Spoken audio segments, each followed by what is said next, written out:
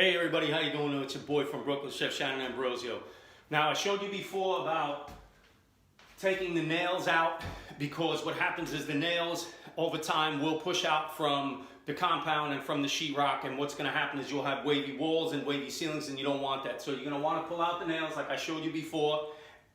Then you're going to want to put in screws right near where the nails came out because you don't want to patch too far apart. So you want to put the screw kind of close to where you just made the hole from taking the nail out. So I'm going to get up on the ladder and I'm going to actually compound these nail holes and over the screws so you guys can see what I'm doing, okay? So I'm going to get some of the tools here, right?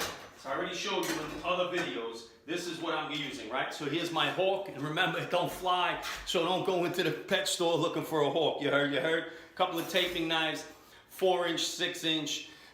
Basically the 6-inch knife is the one that's used the most. You'll see when I get up there, I use the 4-inch knife to apply the compound onto my hawk, 6-inch knife to spread the compound into the holes that I made there.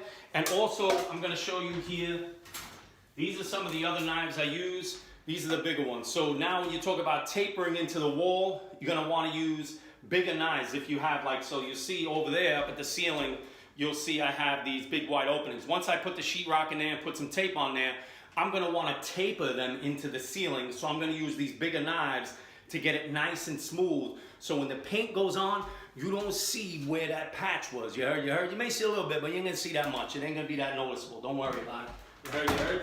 All right. So I'm going to get to going. I'm going to patch some of these holes, and you're going to see how it comes out. You heard?